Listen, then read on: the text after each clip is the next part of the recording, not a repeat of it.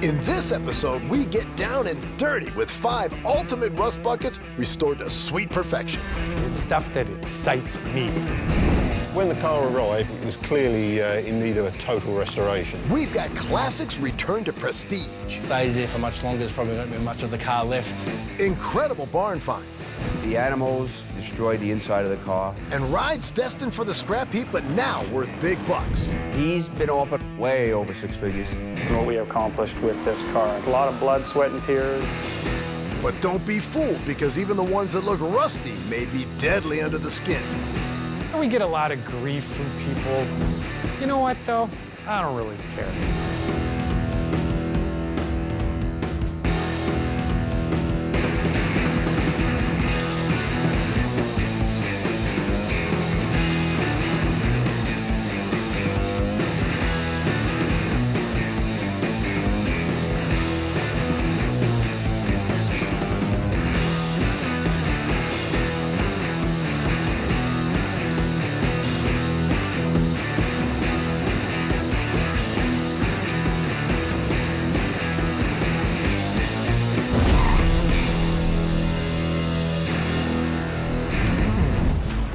When it comes to resurrecting a rusty classic, one thing you need plenty of is time. The customer wanted to restore the car for over 30 years.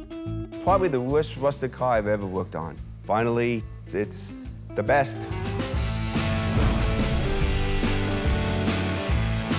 The 64 GTO is special because it was the first car that had a medium-sized body with a big motor.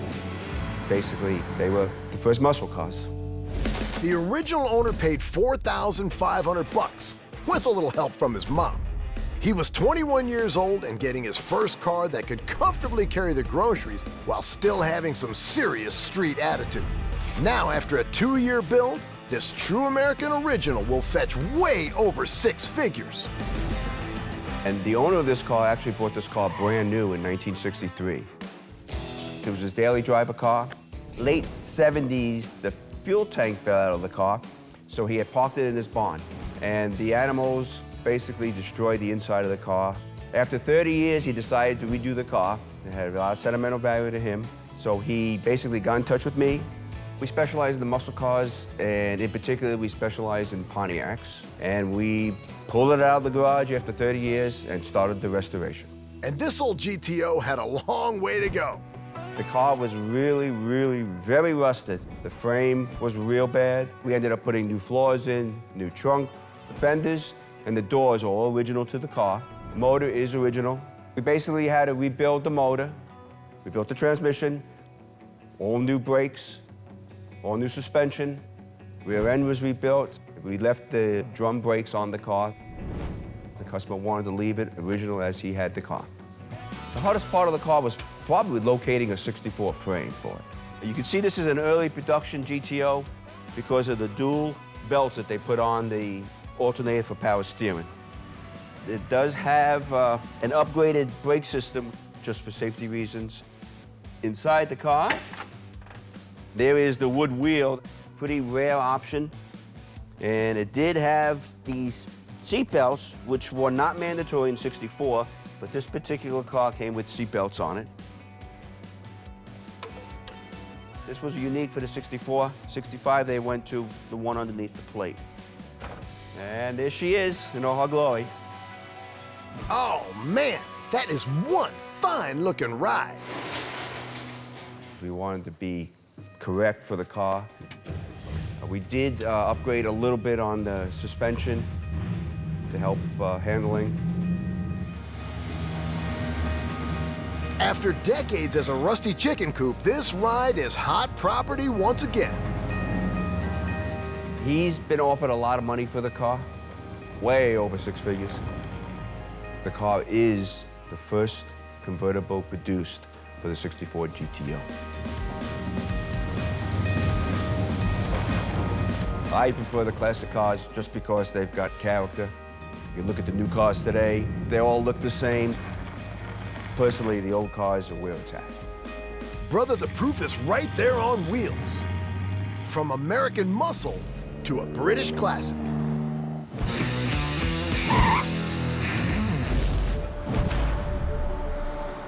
Our next owner's rust revival might look flawless now, but when he picked this baby up at a British auction, man, it was a mess. When the car arrived, it was clearly in need of a total restoration. The DB Mark III was considered the ultimate in sexy sports cars. They only built them for 2 years, but this iconic motor became the blueprint for all future Aston Martin designs. And looking at her go, you can see why.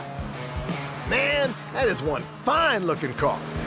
The car was a barn find. It was bought at auction in 2015. In fact, it was in such poor condition that we've had to effectively make a new body for the car.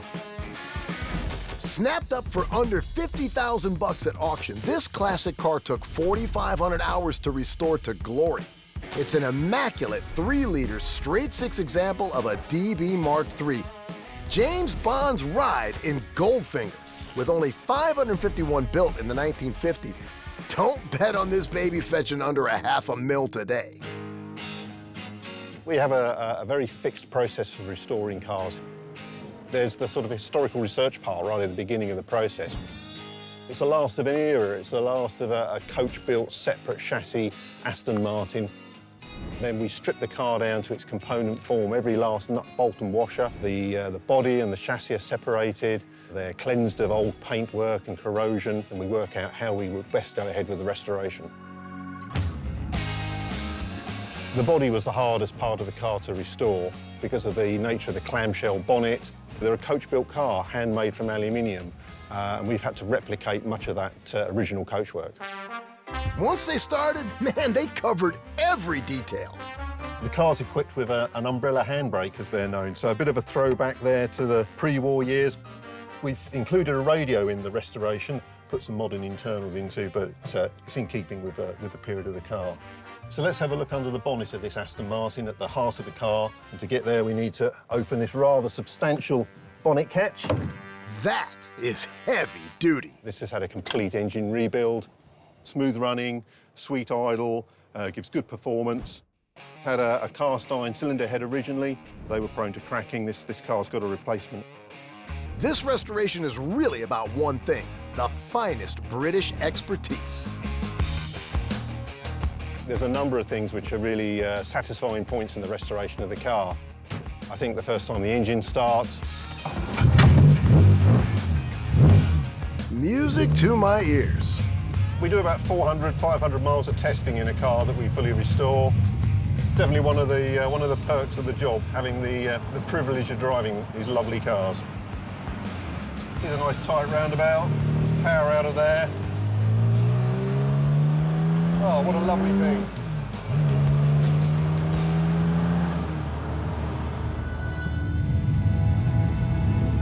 I think we can call the engine response lusty. Yes, this baby is dripping in desire. No spitting, coughing, and no antics like that. Pulls away lovely. This sexy ride has already got the buyers lining up.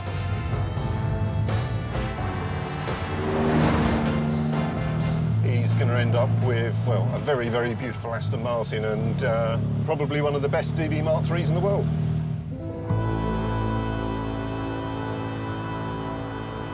From classic British to unlikely custom champion.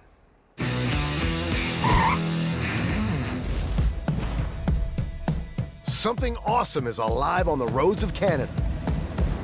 Voted the world's best custom. There ain't no way you're gonna miss this badass Buick. But you're not gonna believe what a rusty wreck this baby was. I always felt like giving up. There wasn't a day where I didn't feel like we had taken on too much. And it's not easy when you start with this.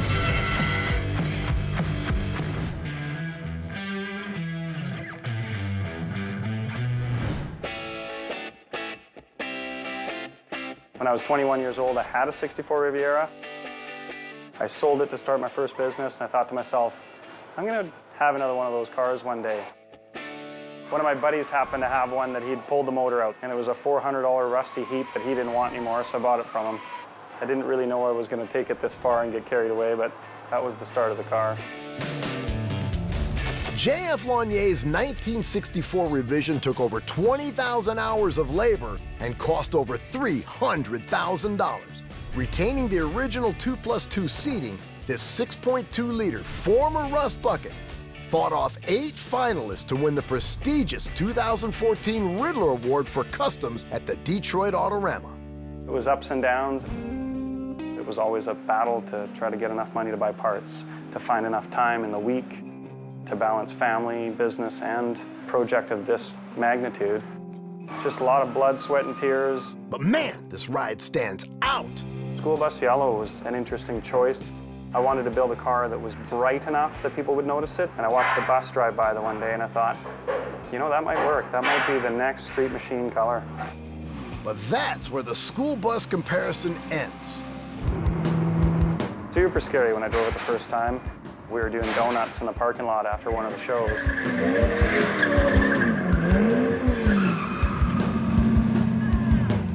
People just couldn't believe it.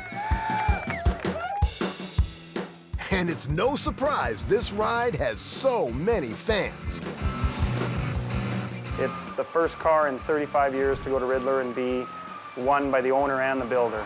Super rare feat. It's hard to explain what we accomplished with this car. I mean, when you look at it, it started out as a $400 rusty car that somebody had discarded because it really wasn't worth anything. And then to take that and create the world's best custom car that year, it's basically like training somebody to learn a new sport and then trying to win the Olympics with it. Brother, you built yourself a champion. This car is what I wanted in a race car. This car is what I wanted in a show car. This car is every little bit of me. From yellow muscle to a green machine.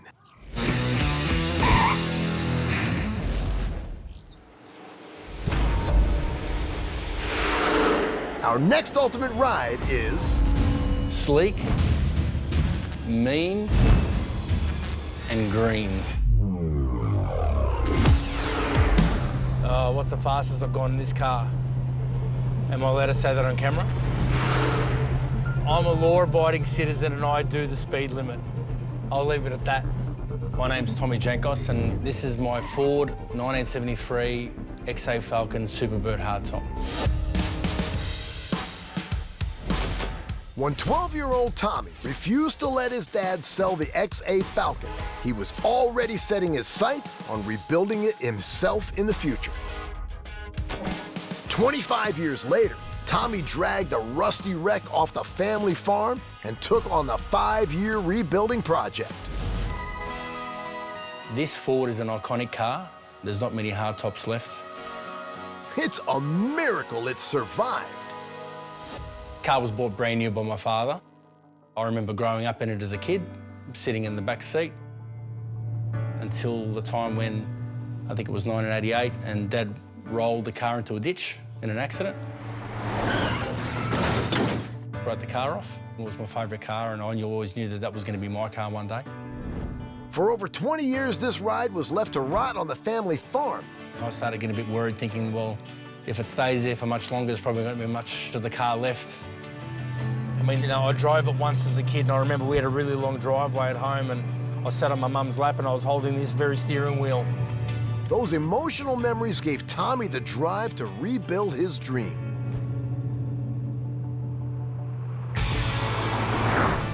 As far as the whole restoration was concerned, I wanted to keep everything original. We started stripping the car down, took the engine out. The roof was complete write-off, so I had to buy another shell, replace the original roof that was on the car, retouch doors, put new guards on. We pretty much copied the same pattern plan in regards to the way the interior was. Took 5.5 years. It's pretty much a dream come true to think that I could drive this car now when growing up I thought I'd never drive it again after what happened. And this near-perfect restoration meant a lot to the whole family. Yeah, I've made a lot of grown men cry when they've heard of the story and my dad and mum seeing the car after it was rebuilt.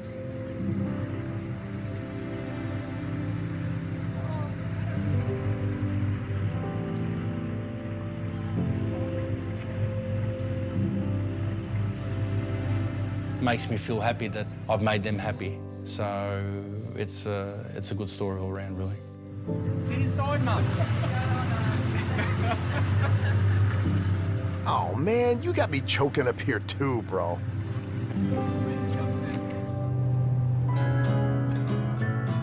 Yeah, I always look forward to getting in this car and driving it, and it always makes me think back to when I was a kid and sitting in the back seat, just like my son does now. I wanted to enjoy being able to drive the car, something that I always wanted to do as a child, and I want to be able to pass that down to my son as well when he gets a bit older. It will give me a lot of happiness and joy as well, watching him drive the car and keeping it in the family. From a spotless Superbird to a proudly rusty Relic.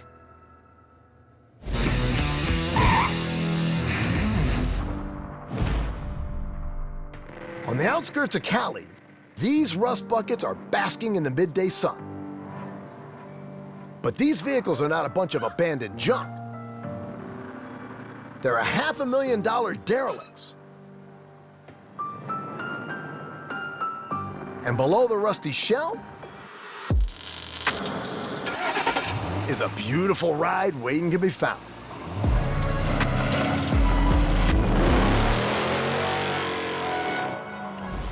Oh man, I was not expecting that.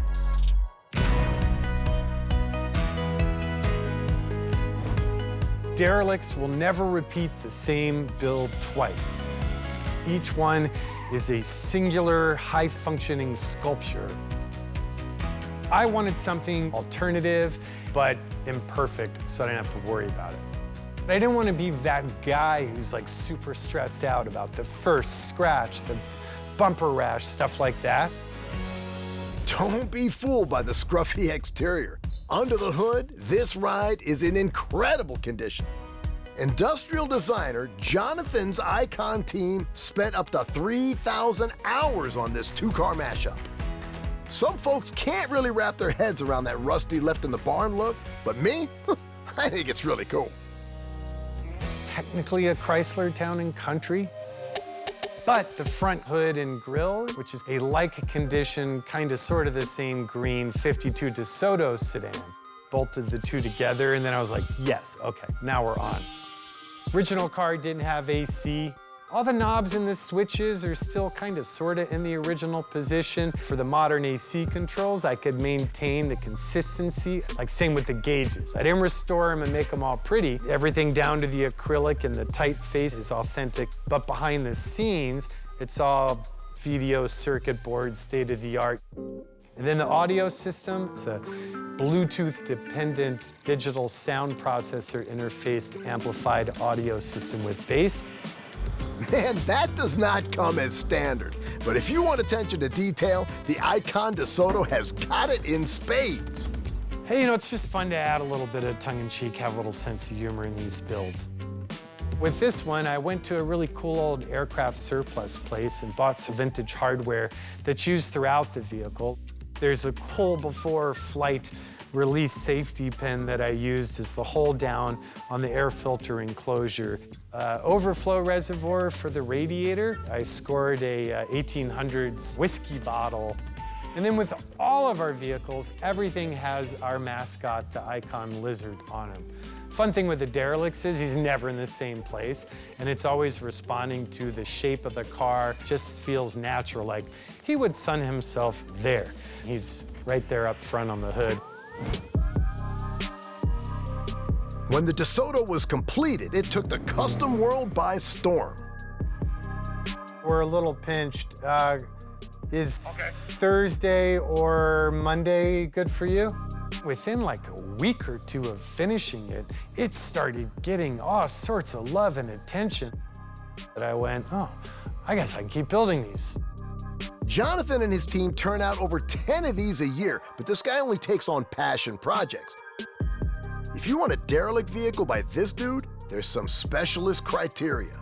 It starts with generally either a client has an appreciation for our antics and they come and say, I just love the concept. What do you want to build that you haven't built yet? Or it's hyper-specific. Something that the client already has a deep emotional relationship with. Then I'll get kind of down and dirty with the client to understand a great number of things, including what's their style? What are they into? Do they collect antiques? If so, like of what era? What materials do you find appealing? How obnoxious do you want it to be? Do you want it to be fast or do you want it to be stupid fast? These customs range from $150,000 to $500,000. But I got a hunch that Jonathan ain't really in it for the bucks. We get a lot of grief from people. They think we're idiots for putting all that time and energy into it, but leaving it looking as if it's left in the barn. You know what, though? I don't really care. It's stuff that excites me. And the fact that it's not for everyone kind of makes it better to me. Hold on to your principles. Rust can bring you riches.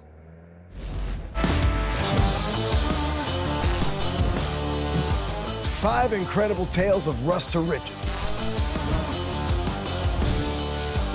A car might look beyond saving, but if you got enough love and chrome, anything's possible.